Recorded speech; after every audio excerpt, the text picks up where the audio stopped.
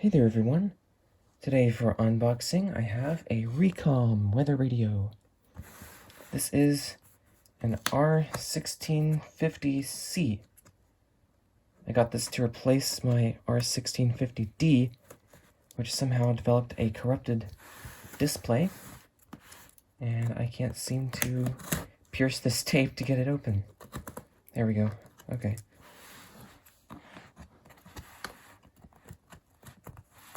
I don't know if I can actually get this within a reasonable amount of time. I may just have to turn off the camera for a minute.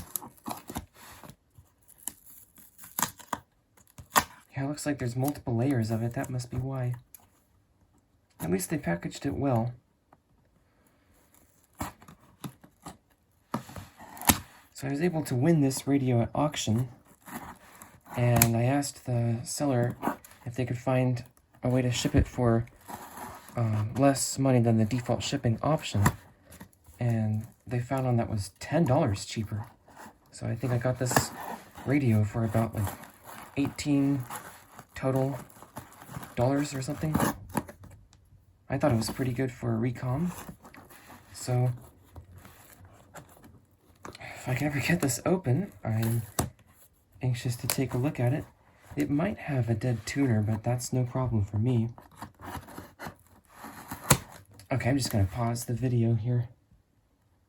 I see what part of the problem was. This tape is so thick, I was just cutting through the cardboard box itself without realizing it. Okay, now that we're into this,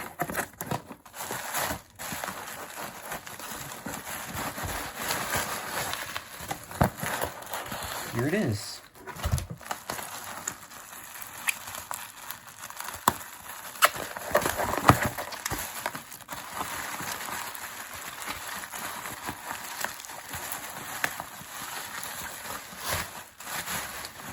A Reecom R-1650C with the original box.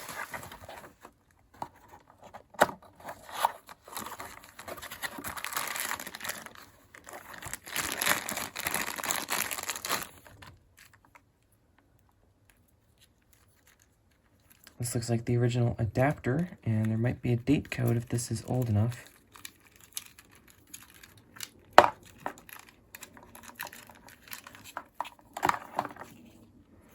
Yep, that is the original power adapter. It outputs 12 volts DC, 250 milliamps, center positive. Okay, that might be the date code there. I think that's indicating the 32nd week of 2007. Let's see what the default boot date of this radio is.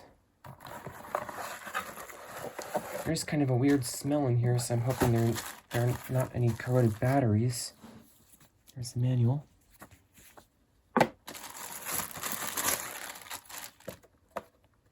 Dang, this thing's in really nice shape. This might actually be almost new in box. And yeah, the battery compartment looks pretty good. So let's go ahead and plug this in. Let me make sure this is zoomed in. There we go.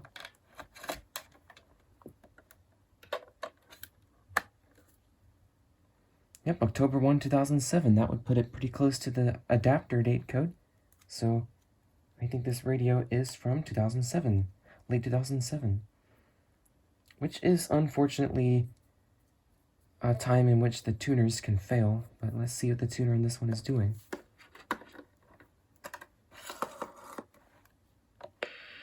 And now the extended forecast. Okay, it sounds good. Thursday and Thursday night, mostly cloudy. Defaults to one of my two main home stations. Oh, yeah, I forgot that showed the counties when you pressed the preset button. Memory, yeah, memory, or event memory is stored in volatile electronic memory, so that gets erased anytime it loses power. Arms, I think those are set to their default settings. I'll leave the backlight constantly on for now. For more detailed weather Let's check the other bands. information, AM 880. ready to sell. Looks like the presets have never been programmed. They're all set to the same frequency. Might be able to hear some lightning because we've got a thunderstorm rolling in at this time. Oh, there's some. Alright, there was an interruption, but I'm back now, so... Where were we? Oh yeah, we're listening for spherics on the radio.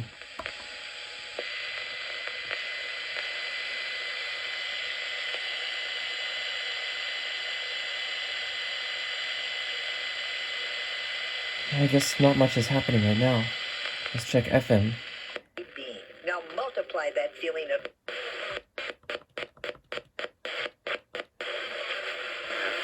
Indian time for the season.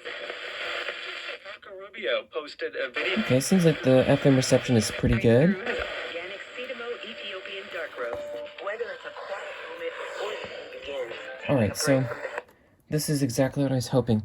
The reception on the R1650A versus R1650D, which are the only other versions of this that I have thus far, is very different. On FM, for example, the D sounds like this.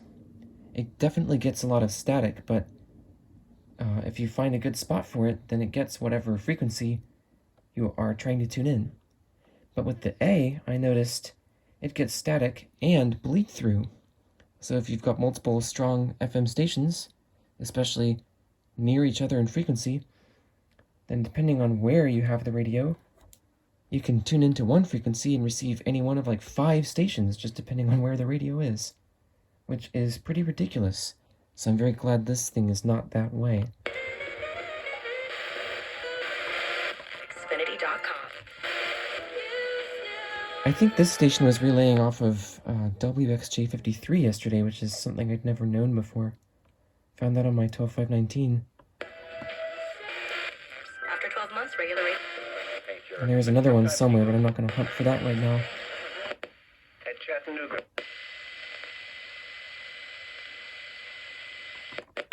Okay, so let's go into program mode and set the time and date.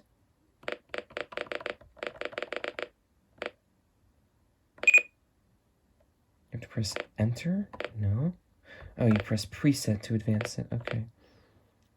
And what days? I think is the 27th. Let me see. Nope, 26th. Okay.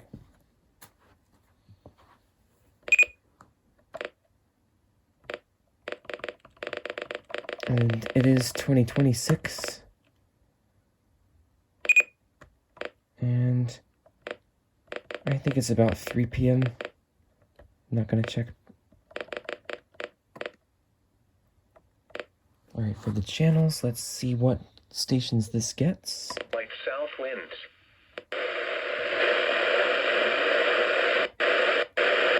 Hours after midnight. 7.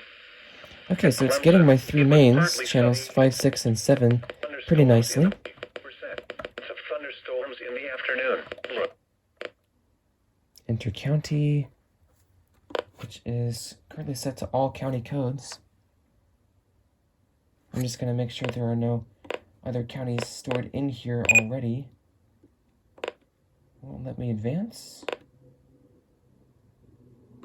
I don't guess so.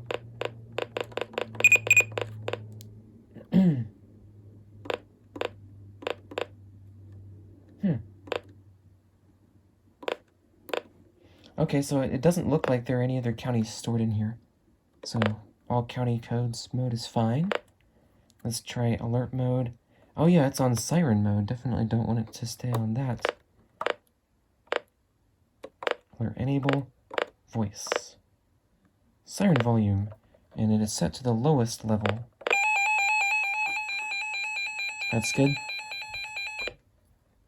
I'll keep it that way for now. And event blocking. Alright, weekly test is disabled, so let's just enable that, and that's just coming up tomorrow. Monthly tests are never done around here, but I'll enable that. I always like to enable all the alerts, because for one thing, if I don't live in a place where, for example, iceberg warnings would be something I have to worry about, then as an alert enthusiast, I actually really do want to know if this ever gets one, because it would be very highly unusual. So I'm definitely going to have that enabled and all of the alerts in here enabled. Alright, that looked good. Alarm socket. Oh, interesting. It's set to DC out. By the way, in case you're wondering how the alarm socket thing on this works, that's just this alarm out back here. It outputs 5 volts DC, center positive, I think something like 120 milliamps. It's some really low current. And that's what that DC out setting in the menu makes it do. But if you change that to switch, if you set the alarm socket to switch in the menu, then it just becomes a relay, and whenever the radio gets an alert, instead of outputting DC, now the alarm socket closes a contact, like it closes a switch. And that allows a traditional strobe light like the Reecom R-1650C or the Midland 18-STR or STR180 or the silent call X67-L, X68-S, X67-S, and I think that's it for those. That allows stuff like that to work when you set it in the switch mode, because that's how most radios operate. Alright, let's do a siren test now.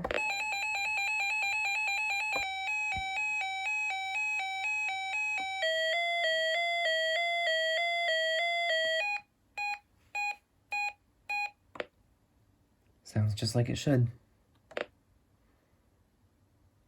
I already saw the times for those when I was pressing those buttons earlier, so let's skip to sleep timer. 30 minutes, I think that is the default. I'll go ahead and change that to an hour and 15 minutes, just in case I ever do want to fall asleep to this. Sadly, I don't think you can fall asleep to the weather. In Monroe, Nope. it was partly heavy rain that was 74, wind west at 60. Alright, now for one last thing, I'm going to take this into the other room and connect it up to my best antenna. Alright, so there's the antenna up there. It's a J-pole antenna. And I have it hooked up to this splitter, which takes DC power, and then it can convert one input into 8 outputs, plus 1 with some attenuation. You can see I've got some other radios connected up right now. So if I can untangle all these cords, here we go. Here is an output that's ready to go for this new R-1650C. Just plug it in up there. Actually, I'm gonna, I'm gonna turn this on first so you can hear the difference. Flight south winds. So let's start with a channel that's complete static here. Even if I extend the antenna all the way. Oh, okay, never mind, that's not complete static. Let's try channel 1. So that's a lot of static right there, with the antenna fully extended. And now if I plug the external antenna in, The following areas in central Georgia, that's Jasper and Putnam. In east central Georgia, Green. it's just about perfect reception. I don't remember how far away that station is, but it's pretty far. I think at least 80 miles or something. And I think it's less than 300 watts transmit power. Rockdale, South Fulton, Union, and Walton. Scattered showers after midnight. And channel 3 sounds even better. Until midnight. Then I think that's also about 80 miles away, and that is 300 watts, if I recall correctly. it's around 5 miles an hour until midnight, becoming light and variable. Chance of rain 70%. If you're hearing some interference in there, it's because I've got other radios that like to make interference currently connected. Storms in the afternoon. Rockdale, South Fulton, Union, and Walton. In northeast Georgia, showers and thunderstorms. Highs in the mid-null details. Multiple rounds of rainfall. And then, of course, my 3 mains sound perfect on here, except you probably could hear a buzzing sound in the background. Highs in the upper 70s. Low. That's just caused by those cordless phones up there. So, there we go. here's my new Reecom R-1650C. Hopefully the display will remain uncorrupted, unlike, I actually have it right here, unlike the R-1650D, which has not glitched out lately, but when it does, there doesn't seem to be any stopping it, even by power cycling it. It just kind of does whatever it wants to do. So I would much rather have one that always works. Alrighty, that's it for this video, so thanks for watching.